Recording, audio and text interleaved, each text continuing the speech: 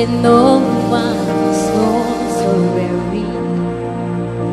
When troubles come and my heart burdened me, Oh, that I am still and wait here in the silence until you come and see the world with me.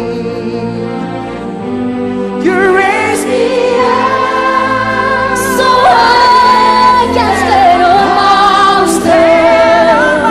You raise me up so I can stand. I am strong when I am on your shoulders. You raise me up to more than I can be. You raise me up to more than I can be. Raise me up to more than I can be.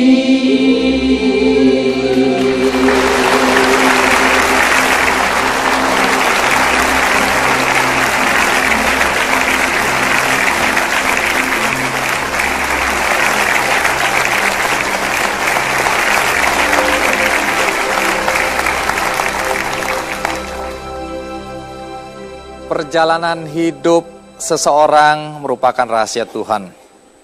Karena itu, cobaan seberat apapun juga tidak boleh memadamkan semangat kita untuk meraih sukses dalam kehidupan. Dan itu pula yang kita dengar dari lagu yang dinyanyikan oleh adik-adik kita dari Voice of Angel.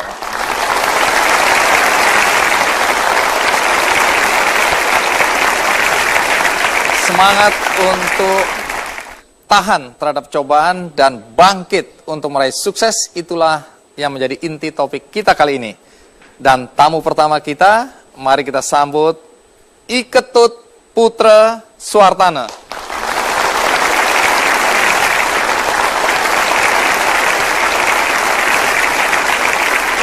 Terima kasih sudah hadir di acara Kikendi. Senang sekali datang jauh-jauh dari Denpasar. Denpasar. Dari namanya sebenarnya udah tahu ya. Ya. Baik, saya dengar Anda dulu waktu kecil pernah juga tinggal di panti asuhan. Ya. Umur berapa waktu itu? Waktu itu saya kelas 3 SD. Kelas 3 SD, Ya. masih kecil sekali ya. Ya, tapi karena saya putus sekolah selama 3 tahun, tidak melanjutkan sekolah, akhirnya masuk panti asuhan baru melanjutkan sekolah lagi. Oh, masuk panti asuhan dulu baru bisa melanjutkan sekolah. Ya. Kenapa Anda dimasukkan ke panti asuhan waktu itu? Ya, kebetulan saya punya saudara tinggal di Blimbing Sari, di desa Kristen yang ada di Bali. Datang ke rumah, ke desa, dilihat saya tidak sekolah.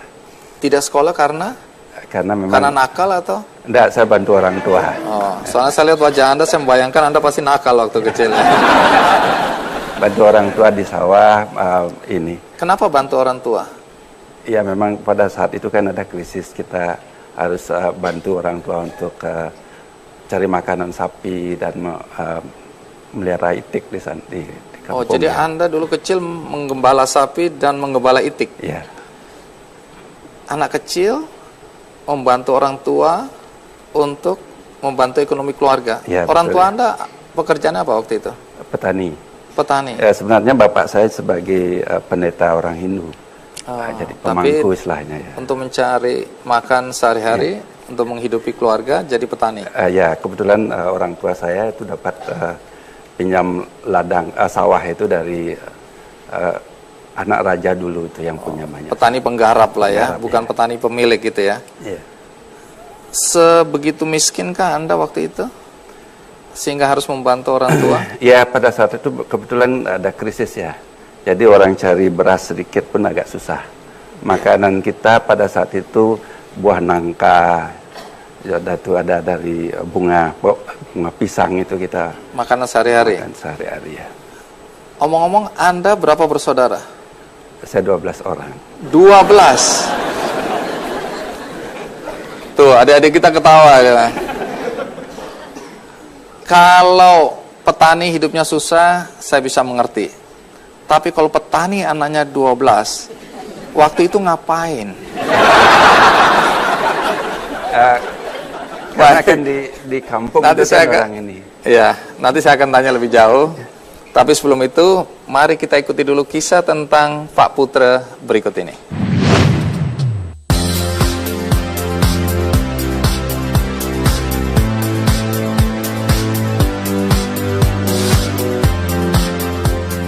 Sukses berkat tempaan panti asuhan.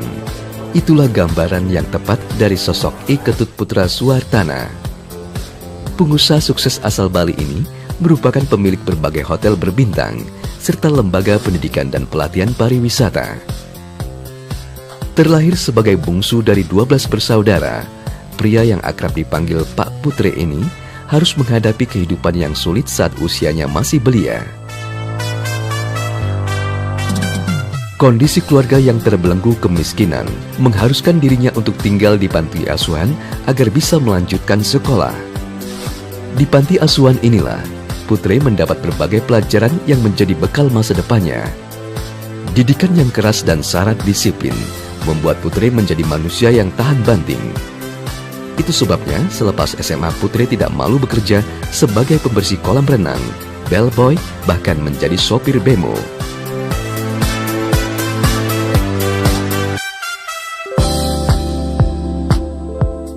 Perjuangan dan kegiatan Putre tidak sia-sia. Berkat minat dan pengalamannya di bidang pariwisata, pada tahun 1992, Putre mendirikan lembaga pendidikan dan pelatihan di bidang pariwisata dan perhotelan. Lembaga pendidikannya ini bahkan tersebar hingga keluar Bali, yaitu Surabaya dan Mataram. Kini di usianya yang ke-64 tahun, Putre masih aktif menjadi dosen dan kerap membantu berbagai kebutuhan panti asuhan yang dulu dihuninya.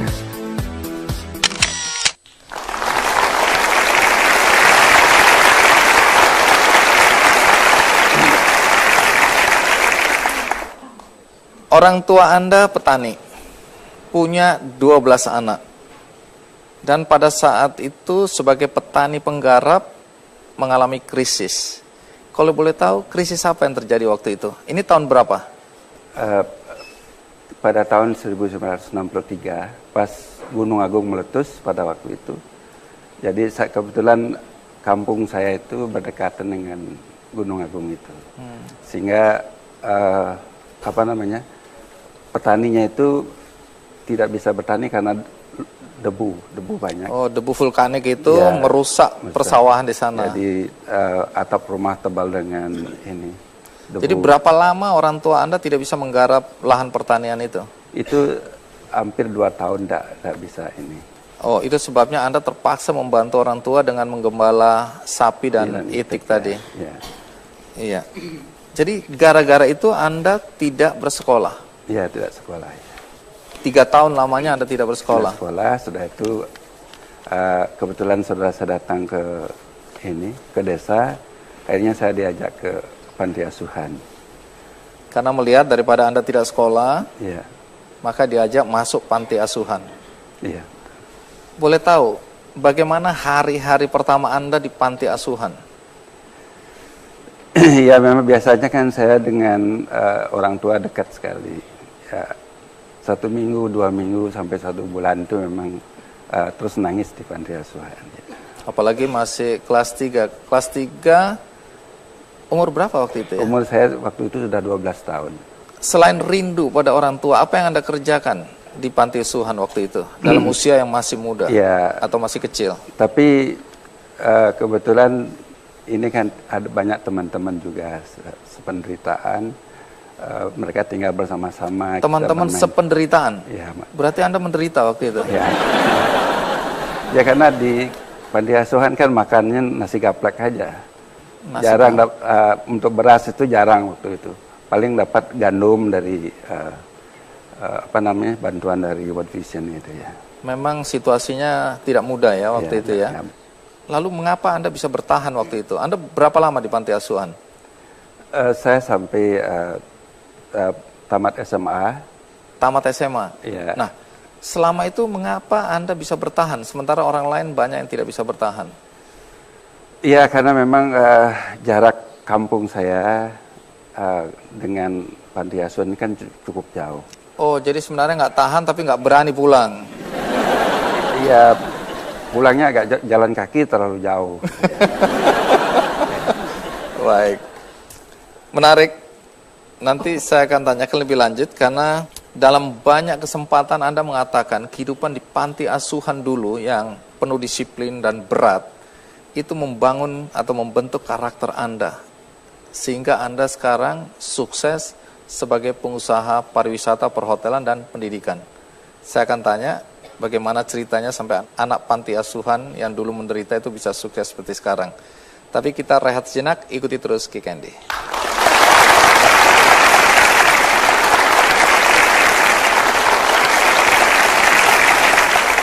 Pak Putra, sewaktu kecil karena kondisi ekonomi keluarga yang susah, Anda kemudian direlakan oleh orang tua Anda untuk tinggal di panti asuhan. Tapi kemudian saya dengar Anda bersyukur. Orang tua dulu menitipkan Anda di panti asuhan sehingga Anda bisa seperti sekarang. Mengapa Anda bersyukur?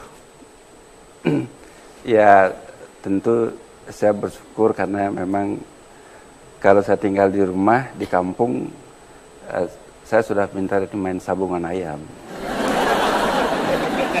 Ya, ini di Bali. Tapi kalau saya di panti asuhan, saya begitu ditata, dilatih dan sebagainya, disiplin yang kuat. Dari pagi baru dibangunkan, sudah itu ke sekolah, makan diatur, tidur pun diatur. Kalau terlambat tidur bisa disiram sama pengasuhnya. Maksudnya terlambat bangun gitu. Jadi semuanya diatur sehingga malam harus belajar dan sebagainya. Itu kehidupan saya sehari-hari. Karena Anda juga bersyukur bahwa dengan masuk panti asuhan Anda bisa melanjutkan sekolah ya? Iya, betul. Ya. Dan saya dengar apa betul? Anda di antara 12 bersaudara, sekolahnya yang paling tinggi? Saudara saya itu tidak ada yang lulus SD. Tidak ada yang lulus SD? Ya, tidak ada tamatan SD, tidak ada. Bahkan SD aja tidak lulus? Tidak tamat, ya. Kalau Anda tamatnya setingkat apa? Sampai di S3. Saya sekarang...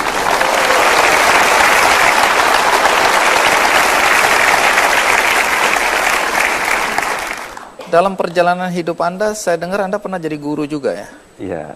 Tapi pernah juga katanya jadi supir bemo. Ya, betul. Pada saat jadi guru, Anda jadi supir bemo? Ya, kebetulan saya kan begitu dapat beasiswa di Akademi Pariwisata. Sebenarnya tamat SMA kan saya tidak boleh tinggal di asrama lagi.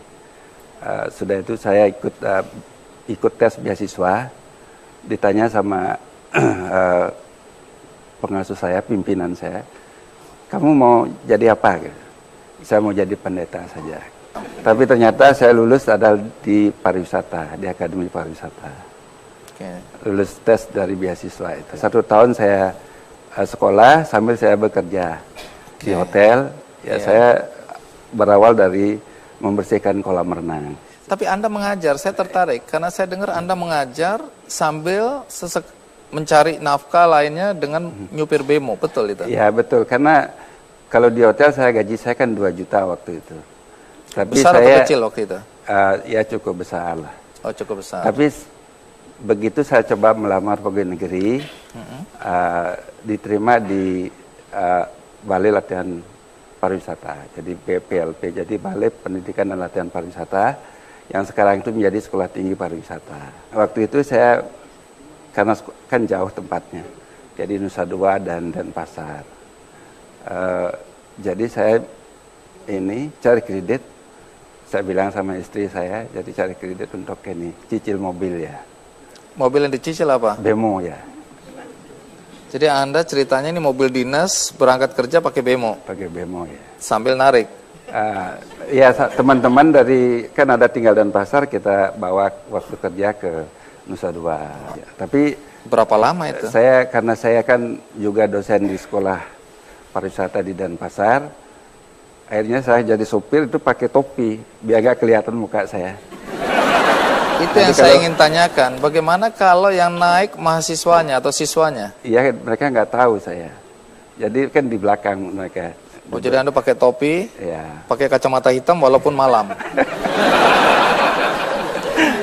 Baik, intinya Anda memang nyamar ya, tidak mau ketahuan sama anak didik Mahasiswa, Anda. ya. Baik, singkatnya ini Pak Putra, Anda kemudian sukses sebagai pengusaha jasa perhotelan, pariwisata, bahkan Anda saya dengar punya banyak sekolah sekarang ini. Bagaimana awal mulanya Anda bisa sukses? Ya, saya karena ini kan saya sebagai dosen di sana, ya. Sebagai dosen selama 8 tahun, sudah itu saya dikirim ke Belanda waktu itu kuliah, mengikuti summer course, itu kembali. Dan kebetulan saya di sekolah itu pegang bagian kurikulumnya. Saya berpikir karena pada waktu penerimaan usaha baru itu orang kampusnya cari cuma 300 orang, tapi yang melamar itu 4.000-an. Oh, jadi Anda melihat ada potensi besar peluang, gitu anak-anak yang tidak bisa ditampung ya. Ya. Terus? Akhirnya saya mendirikan ini kursus-kursus dan terus sekolah dengan sewa ruko di Denpasar. Jadi sore-sore kita membuka kursus itu. Nah, mulai dari kursus di ruko, kalau boleh tahu sekarang ini Anda punya lembaga pendidikan apa saja? Saya ada lembaga dari TK sampai dengan pasca sarjana. TK sampai pasca sarjana. Dan, Sekolah apa saja itu? jadi ada TK, ada SD. TK saya juara nasional. Ya. SD ada, sekarang ada SMP-nya, ada SMK, ada juga program sertifikat.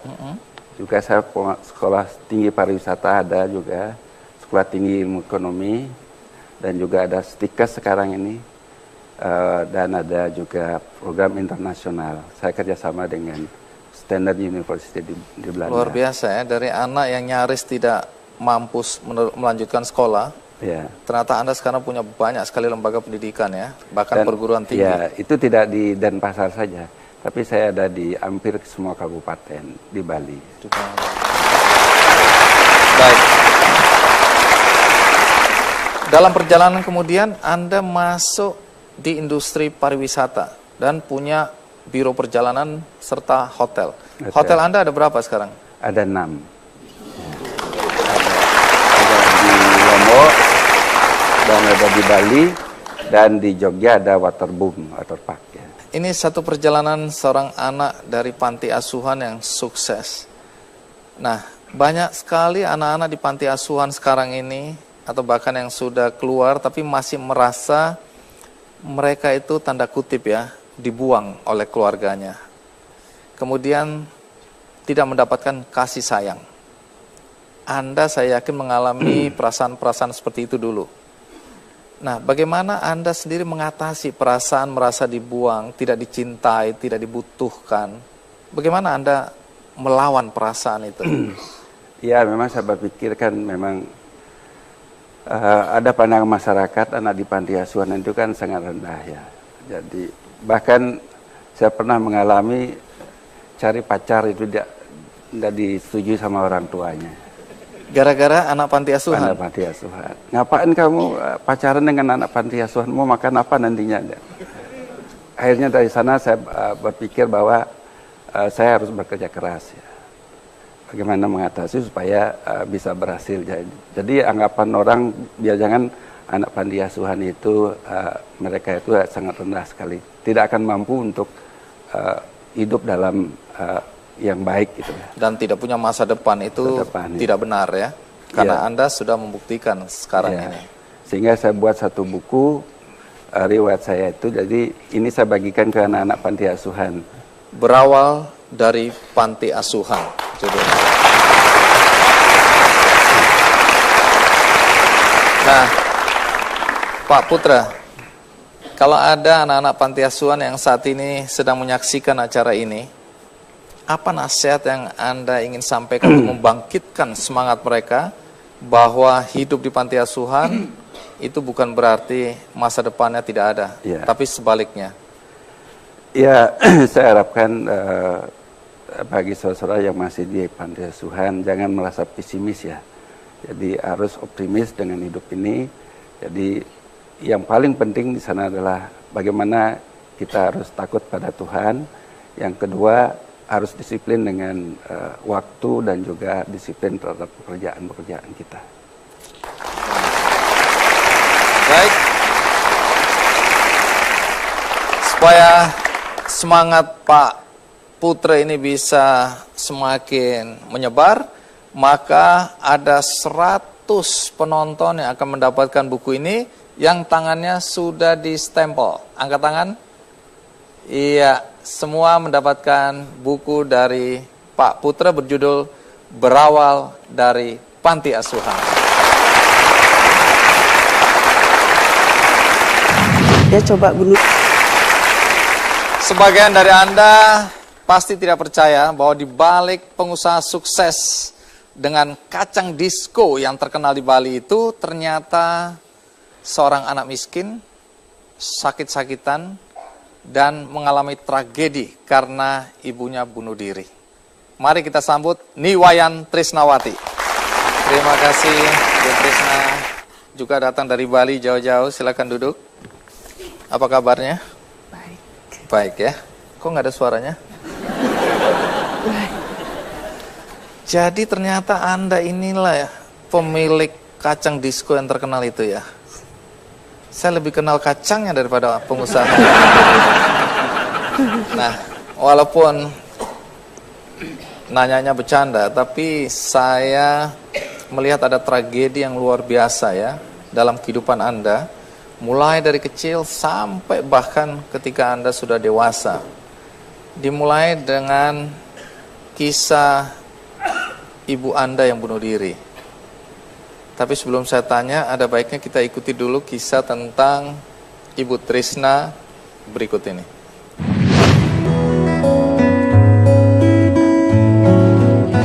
Niwayan Trisnawati kini bisa berbangga dan bahagia menjalani kehidupannya.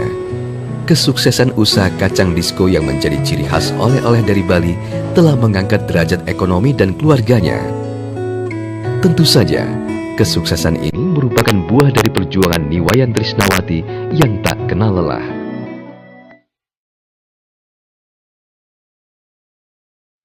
Lahir sebagai anak sulung dari keluarga petani yang sangat sederhana, Trisnawati, atau yang akrab disapa Trisna, harus menerima kenyataan bahwa ibu kandungnya meninggal di saat usianya baru 1 bulan. Trisna pun kemudian hidup sebagai anak panti asuhan. Pahitnya cobaan hidup Trisna makin bertambah saat dokter memvonis dirinya memiliki kelainan jantung. Akibat tubuh yang lemah dan sering masuk rumah sakit membuat Trisna tidak tamat sekolah. Walau tidak memiliki keahlian, Trisna mencoba peruntungan dengan melakukan usaha di bidang kuliner. Kreativitas dan kegigihannya untuk terus mencoba, terciptalah kacang disco Mana yang sangat diminati masyarakat. Namun di balik kesuksesan kacang disco, Trisna harus menerima kenyataan pahit lagi, yaitu kebocoran jantung yang semakin besar dan harus segera operasi. Buat saya, orang yang kuat nggak pantang menyerah ya untuk bangun usaha sampai sekarang ini. Saya melihat sendiri, dia bukan karena kepintarannya dia, tapi dia ulet untuk terus mencoba. Dia nggak menyerah, gagal dicoba lagi, dia gagal dicoba lagi sampai sekarang gitu. Berapa kali saya damping dia operasi, jujur saya pribadi udah takut aja di depan ruangan operasi ya, apalagi dia yang masuk. Saya bilang, dia pasti ngomongin saya pasti hidup. Saat ini, kondisi Trisna telah membaik. Usaha kacang diskonya pun terus meningkat. Baginya, segala yang dimiliki adalah kepercayaan Tuhan yang diberikan untuk dirinya. termasuk kehidupan yang direncanakan untuknya ke depan.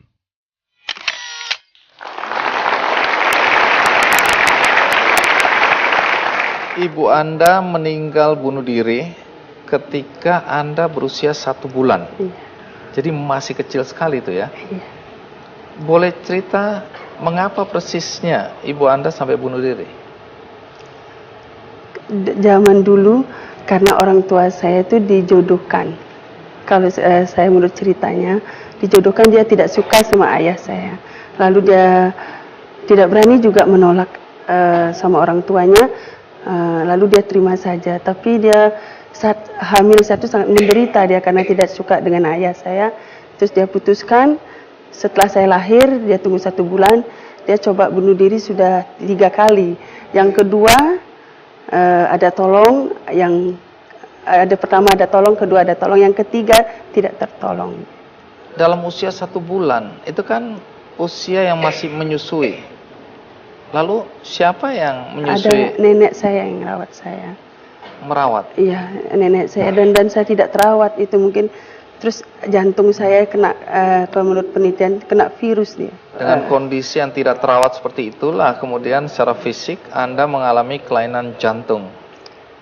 Dari kecil itu berarti Iya, ya? dari kecil. Dari umur, kena virus itu katanya dari umur, kalau menurut dokter temukan, waktu saya masih di panti asuhan, setelah 4 tahun virus itu menggerogoti jantungnya.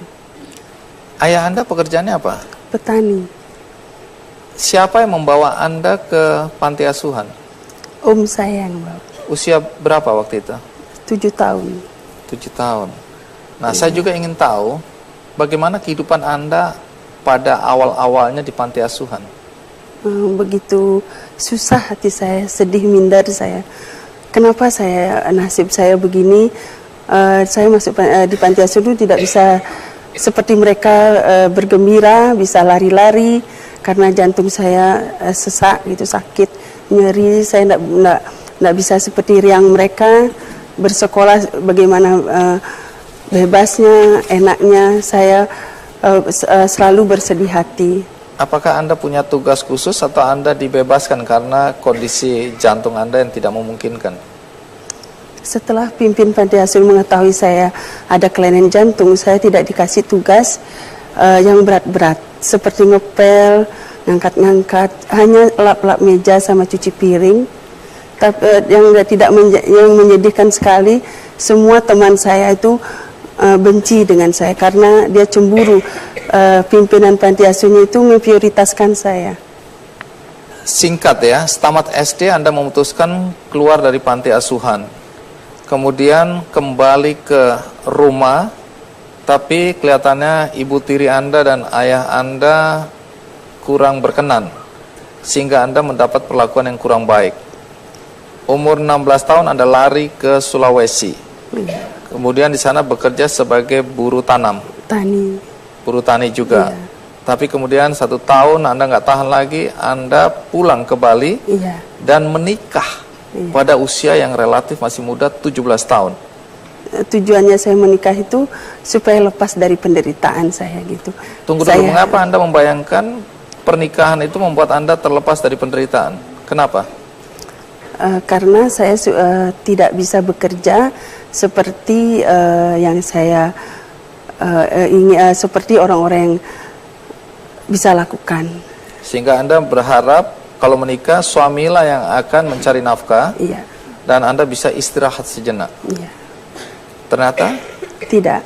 apa yang terjadi?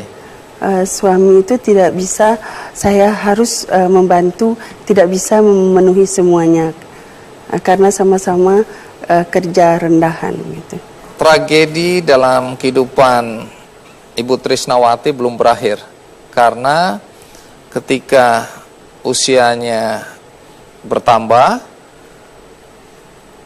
jantung Anda juga mulai bermasalah lagi, sehingga harus operasi berkali-kali. Dan yang paling menakutkan adalah ketika harus melahirkan. Waktu itu dokter, saya dengar, bahkan menolak untuk menangani Anda karena khawatir, karena jantung Anda lemah sehingga berisiko tinggi. Iya. Yang menarik juga, ketika putra yang dilahirkan dengan susah payah, dengan berisiko tinggi mengadu nyawa, pada usia yang 17 tahun meninggal. Bagaimana seorang Trisnawati mampu bertahan hidup dan semangatnya bangkit lagi? Ikuti terus Ki Candy.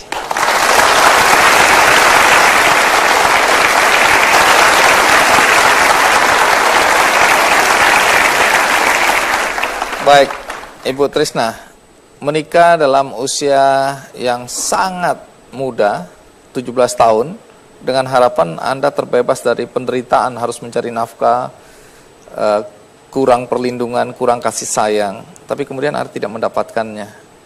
Nah, bagaimana ujung dari perkawinan itu? Saya berpisah. Berpisah. Ya. Setelah perpisahan itu, Anda mengembangkan bisnis kacang itu? Sebelum berpisah memang saya begitu nikah 2 tahun, saya langsung coba-coba makanan. Saya harus bekerja dan saya harus bisa menghasilkan uang dengan tangan saya sendiri. Saya banyak terus coba makanan, saya coba-coba, ternyata bisa laku. Makanan apa yang Anda coba-coba itu? Memang itu bahannya dari kacang dari dulu. Saya buat peyek, saya buat kacang coklat. Dari mana keterampilan membuat kacang itu? Saya ada ide sendiri, saya melihat di pasaran, saya lihat kacang itu bagaimana tuh saya coba-coba sendiri. Itu karena situasi ekonomi Anda juga waktu itu sangat berat ya? Berat, ya.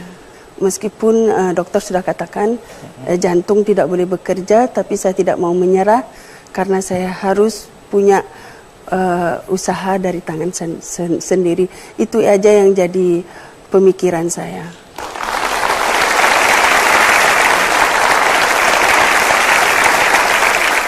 Anak Anda berapa? Dua.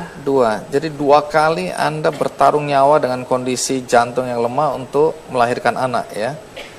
Nah, saya dengar ada juga tragedi lain yang datang pada kehidupan Anda atau cobaan hidup. Betul, anak Anda yang pertama meninggal?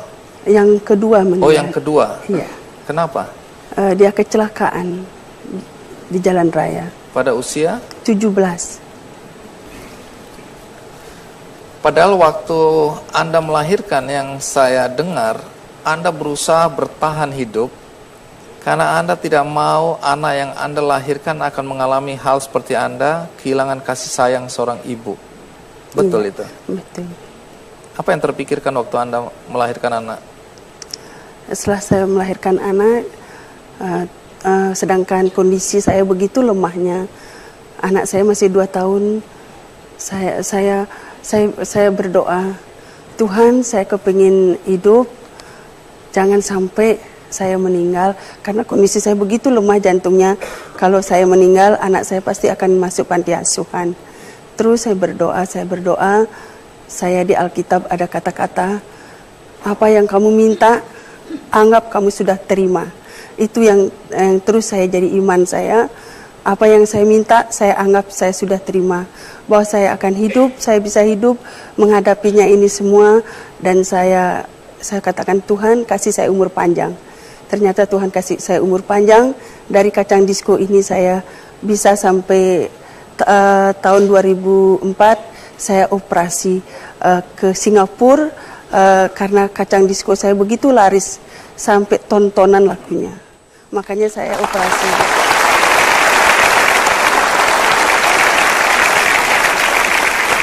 Berapa kali operasi jantung? Pertama kateter, 10 tahun kemudian bocor. Terus saya ke Singapura tahun 2004. Setelah ke Singapura 2004 itu lagi ada komplikasi karena jantungnya kemasukan air.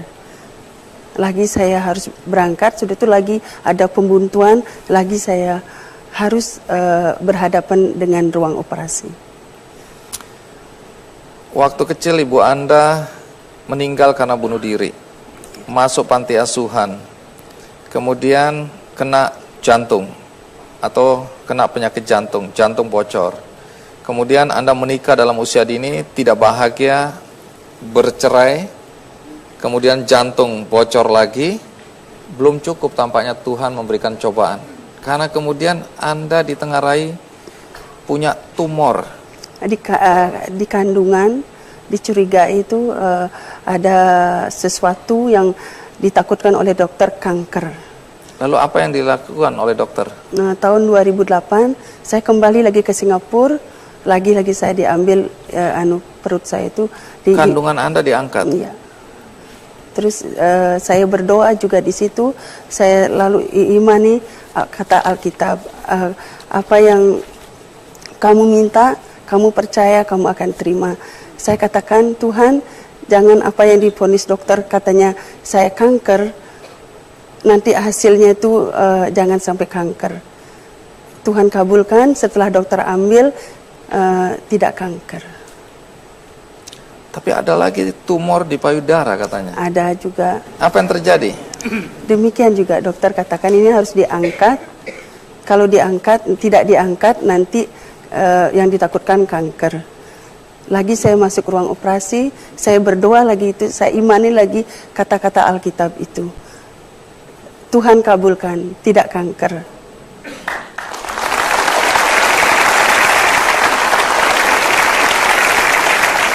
Dah, jangan cerita yang berat-berat, yang sedih-sedih. Sekarang waktunya cerita yang senang-senang. Bagaimana sampai kacang disco itu bisa sukses? Dari mana resep itu Anda dapatkan? Atau bagaimana mulanya sampai kemudian kacang disco menjadi terkenal seperti sekarang? Pertama saya buat kacang telur. Terus saya kacang telur itu bagaimana rasanya, saya ingin supaya kacang telur itu hanya gula sama telur. Tapi sekarang ini saya tambahkan lombok sama rempah-rempah lainnya. Saya satukan. Oh, itu yang bikin lidah kita berdisko itu. Kepedesan itu namanya. Baik, ini contohnya ya. Contoh kacang disco yang terkenal itu. Kenapa namanya kacang disco? Karena lidah berdisko. Jadi kalau makan ini nggak boleh lidahnya diam. Nggak boleh ditahan. Biarkan lidah menari-nari. Menikmati kacang disco. Jadi ini bertonton Anda produksi sekarang ini? Sekarang sudah agak berkurang. Oke, dijual kemana saja? Seluruh Bali. Ada Bali. juga keluar kota, juga pernah ke Singapura.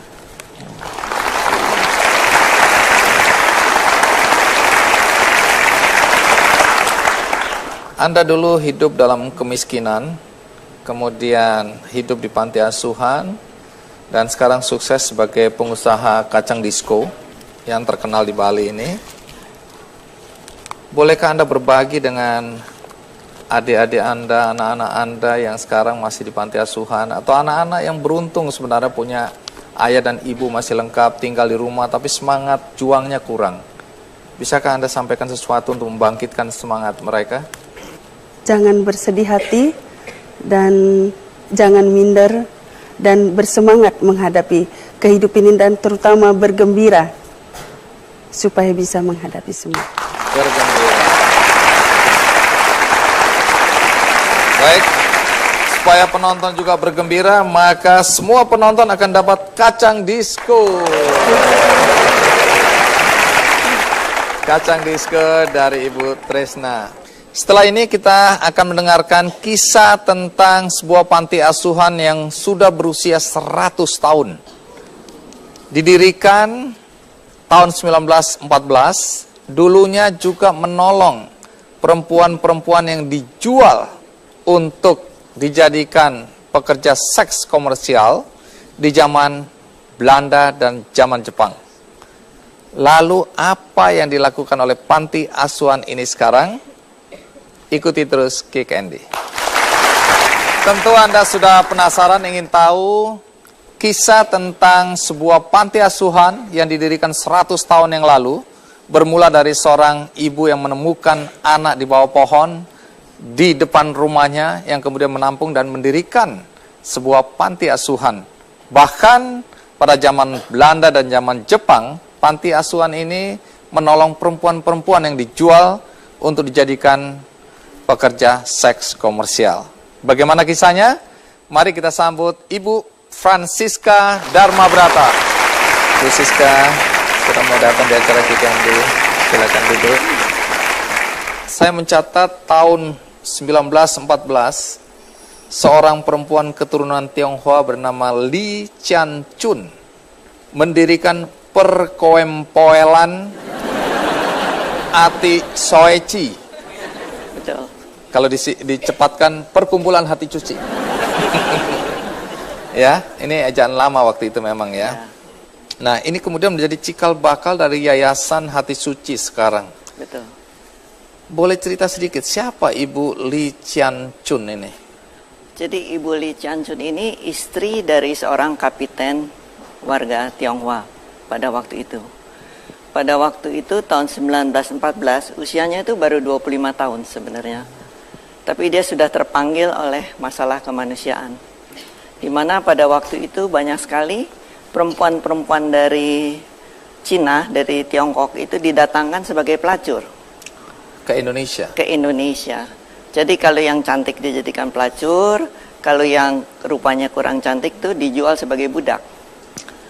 Nah, kemudian dia terpanggil untuk mengumpulkan anak-anak ini, kadang-kadang melawan mucikari dan sebagainya, dikumpulkan di rumah perlindungan anak perempuan waktu itu namanya. Rumah Perlindungan Anak Perempuan Hati Suci.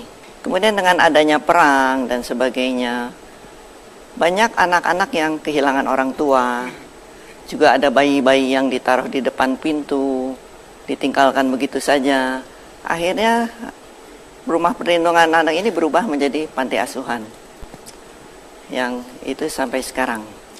Baik, menarik ya. Ini berangkat dari aktivitas yang dilakukan seorang perempuan keturunan Tionghoa yang waktu itu berusia 25 tahun. Baru 25 tahun pada... Tapi karena dia istri kapitan zaman dulu kan dianggap pangkatnya tinggi ya. Ya, dan kebetulan beliau juga anak dari kapiten Tionghoa di Majalengka.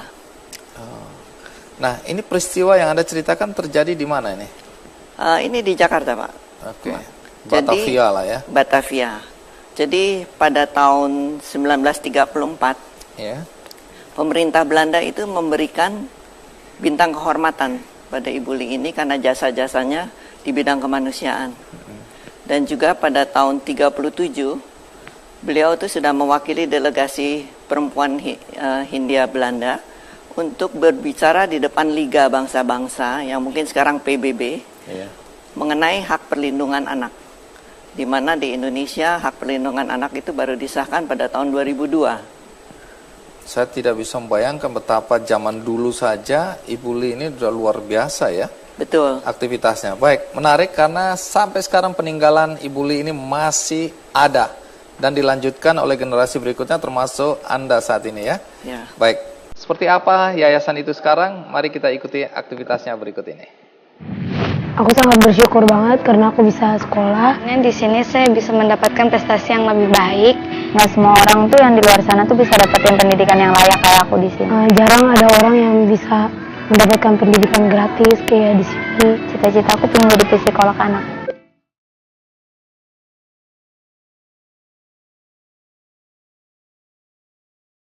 Seperti inilah rutinitas yang dilakukan anak-anak di Yayasan Hati Suci. Di tempat ini, mereka mendapatkan kasih sayang, pendidikan, dan juga tempat tinggal yang layak.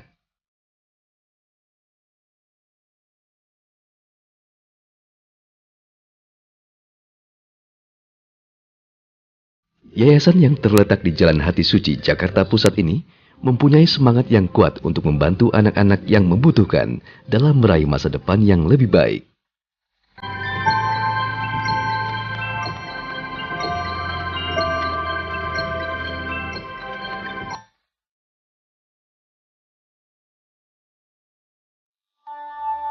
Menilik ke belakang, Yayasan Hati Suci ini berdiri pada tahun 1914 atas inisiatif seorang perempuan bernama Li Chian Chun.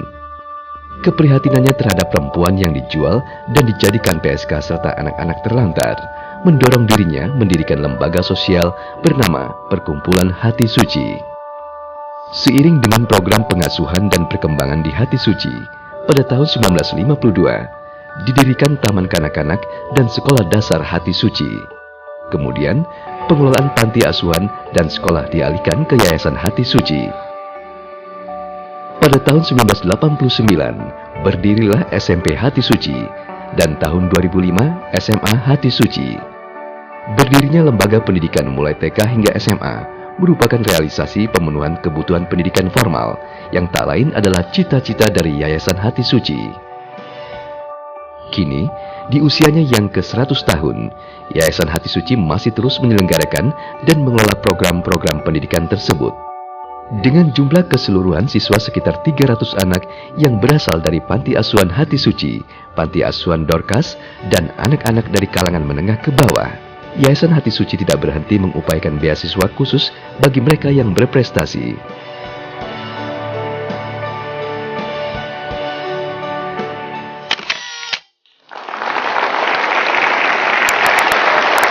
Ya, itu sepintas cerita tentang Yayasan Hati Suci sekarang. Saya lihat Anda bawa buku apa itu? Jadi sebenarnya kisah tentang Ibu Lee Chian Chun ini sudah dibukukan dan dikarang oleh Pak Bobby, mungkin pengarangnya juga Bobby hadir di sini. Nah, ada penulisnya di sini ya. Buku ini menceritakan tentang apa aja? Tentang kisah Ibu Lee Chian Chun dan juga saksi-saksi dari yang masih hidup, kehidupannya, dan juga sekarang gimana kita masih menyemangati semangat beliau. Ini Ibu Lee Chian Chun itu ini di Betul. masa tuanya ya. Iya. Tapi waktu masa mudanya cantik jelita ini ya. Dan memang judulnya itu tepat sekali. Jadi Ibu Lee Chian Chun mendahului sang zaman, sang waktu. Mendahului sang waktu. Apa nilai-nilai yang ingin disampaikan melalui buku ini?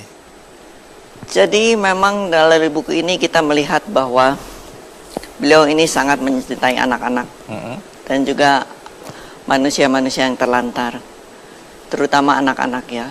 Jadi semangat kita di Hati Suci juga kita ingin sekali mengembalikan hak anak untuk hidup secara wajar. Dan karena yang tinggal di Hati Suci seperti kita tahu, yang masih panti asuhan pasti anak-anak terlantar. Mungkin terlantar dalam bidang ekonomi, orang tuanya sedemikian miskin kadang-kadang sampai tidak bisa memberikan gizi yang baik untuk pertumbuhan fisik dan otak anak itu sendiri. Terlantar secara emosional, mungkin tidak dikendaki atau tidak disayang atau tidak diperhatikan. Bisa juga terlantar secara fisik, mungkin mengalami kekerasan, child abuse dan sebagainya. Jadi kita memang menyantuni dan membimbing anak-anak terlantar ini untuk mendapatkan haknya kembali. Nah, menarik.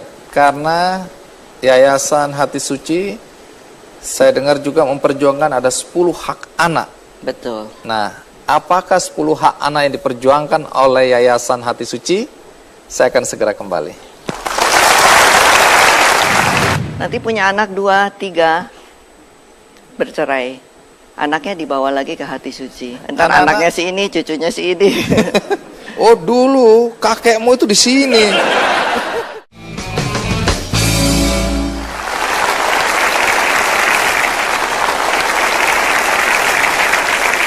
Setelah didirikan 100 tahun yang lalu, Yayasan Hati Suci ini saya yakin masih mempertahankan nilai-nilai yang dulu diberikan oleh Ibu Lee. Nilai-nilai apa yang sampai sekarang masih dipertahankan itu? Jadi sebenarnya selama kurun waktu 90 tahun, 100 tahun ini Pak, memang ada pergantian pemimpin dan juga ada masa perang di mana Ibu Lee sendiri, Bapak Lee Chian Chun sendiri masuk kamp internir Jepang dan sebagainya, sempat terlantar. Dan waktu saya mulai menjabat di situ pada tahun 2000, saya juga bingung, anak ini mau diapain gitu ya. Sampai saya sempat stres juga ya. Saya pikir mungkin punya dosa apa, tiba-tiba saya punya 70 anak ya. Yang saya tidak tahu saya mesti apain ya.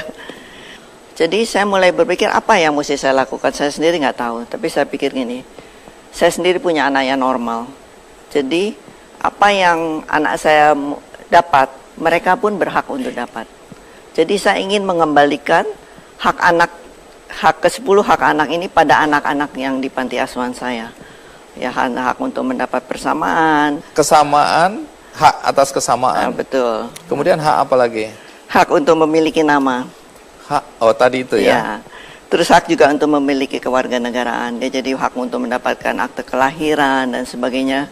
Karena 80% tuh mereka datang ke saya itu tidak mempunyai surat akte kelahiran. Kadang-kadang hanya surat bidan ya dan sebagainya. Hak atas perlindungan terhadap kekerasan dan sebagainya. Hak atas makanan yang bergizi, yang untuk perkembangan fisik dan otaknya juga ya. Hak atas pendidikan dan hak rekreasi, bermain dan perannya nanti dalam masyarakat. Itu hak yang dituntut oleh anak ini. Itu yang diperjuangkan oleh Saya perjuangkan. yayasan Anda ya? Iya, betul.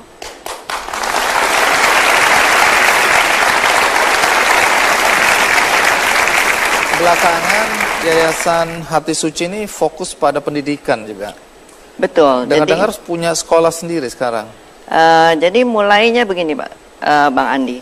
Karena kita punya banyak anak, kalau sekolah di luar tuh kan kita mesti kasih transport, bayar uang pangkal, di mana akhirnya kita ada lahan kosong di belakang. Pada tahun 57 kita mendirikan sekolah SD Hati Suci. Dengan pemikiran kita menerima anak luar bayar, anak panti tidak usah bayar, terjadi subsidi silang. Cross subsidi ya. Betul.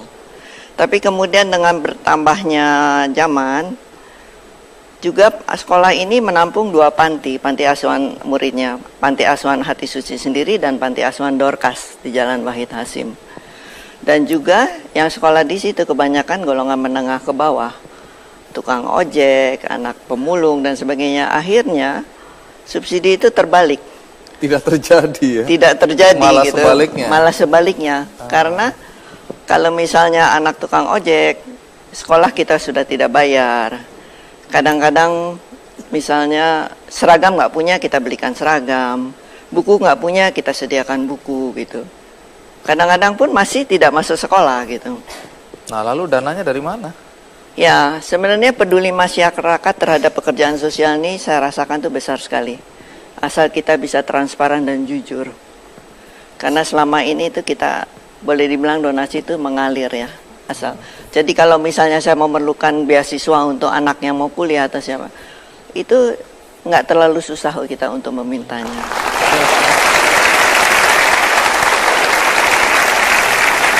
Anak-anak panti asuhan sekarang ini sudah ada yang lulus? Sudah ada yang kuliah?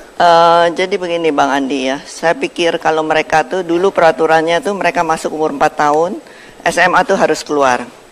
Tapi kalau mereka keluar SMA, kerja itu jadi apa? Paling pramu kan? Pramuniaga, pramuria, pramusaji. Pramuria? Apa yang nggak tahu ya pramuria? Pramuria itu konotasinya nggak bagus. Ya, memang kadang-kadang memang banyak yang terjerumus ke situ ya akhirnya terjerumus ya. Baik. Akhirnya terus karena tidak mempunyai masa depan, akhirnya muda-muda mereka menikah. Mungkin dengan yang selevel ya. Nanti punya anak 2, 3 bercerai, anaknya dibawa lagi ke Hati Suci. Oh, jadi bagus ada kesinambungan ini. Sebenarnya supaya ibu dan teman-teman nggak kesepian. Betul sih sebenarnya Bang Andi, cuman kita bosan juga. Baik. Entar anaknya si ini, cucunya si ini. Oh, dulu kakekmu itu di sini. Memang, Bang. Memang serius? Ada kejadian serius. Jadi ada yang neneknya di situ, neneknya bawa lagi cucunya ke saya. Astaga, ini karena Dan itu saking yang saya tidak cintanya mau. pada yayasan ya. Jadi saya pikir satu-satunya jalan ialah memberikan mereka pendidikan ke jenjang yang lebih tinggi. Kita coba menghimpun dana dengan membuat pasar murah, minta sumbangan dan sebagainya, supaya anak yang lulus SMA ini sekarang harus kuliah. Ini perjalanan panjang sekali ya. 100 tahun sudah, dan boleh tahu apa harapan ibu dan semua relawan, pengasuh yang ada di Yayasan Hati Suci? Jadi harapan kami ya Pak, Bang Andi, jadi saya kepengen anak-anak ini bisa menjadi anak yang berkepribadian utuh, mereka juga punya rasa percaya diri, dan juga bisa ke jenjang pendidikan yang lebih tinggi, di mana mereka menjadi manusia yang berhasil. Dan itu gunanya kita untuk memutus mata rantai kemiskinan. Karena kalau dengan tetap ada kemiskinan, kalau misalnya cuma lulus SMA, mungkin untuk jadi kaya mungkin agak sulit ya. Tapi kalau misalnya mereka bisa sampai D1, sekarang bahkan kita menyekolahkan sampai tingkat sarjana.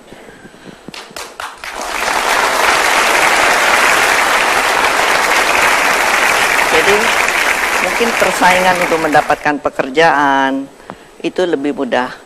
Dan juga mungkin bisa juga mendapatkan jodoh juga yang lebih baik ya.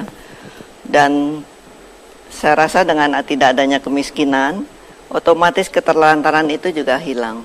Keterlantaran akan ekonomi, mungkin keterlantaran akan anak-anak yang terlantar dalam segi emosi, mungkin orang tuanya juga lebih nggak stres, jadi nggak frustrasi, anak itu jadi nggak jadi korban kekerasan, juga keterlantaran fisik dan mungkin juga dan sebagainya, sehingga kami mengharapkan bahwa anak-anak yang terlantar itu makin berkurang.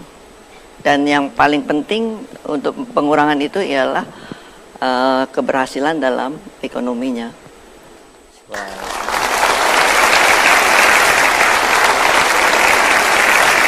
Jadi kita harus memutus mata rantai kemiskinan, itu cita-cita kita.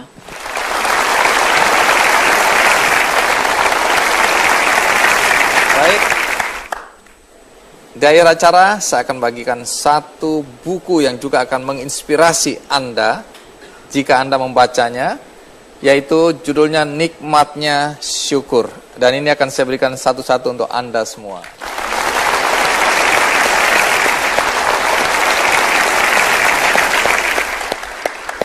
Bagi Anda di rumah, Anda juga tidak usah khawatir, Anda punya kesempatan untuk mendapatkan buku ini melalui undian di website kickandy.com. Akhirnya sekali lagi saya ingin tekankan bahwa perjalanan seseorang menjadi misteri dan sesuai dengan rencana Tuhan. Karena itu setiap ujian dan cobaan dalam hidup jangan sekali-sekali mematahkan semangat kita untuk meraih hidup yang lebih baik. Sampai jumpa.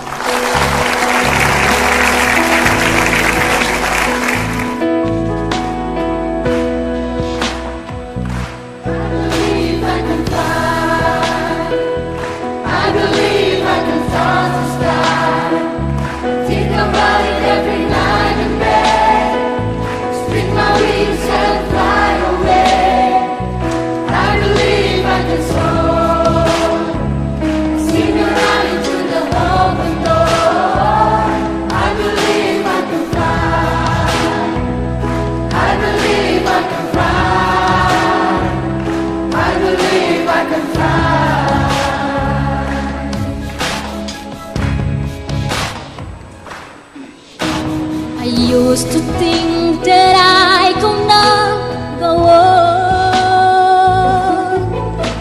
and life was nothing but an awful song. But now I know the meaning of true love. I'm leaning on the everlasting arms. If I can sing,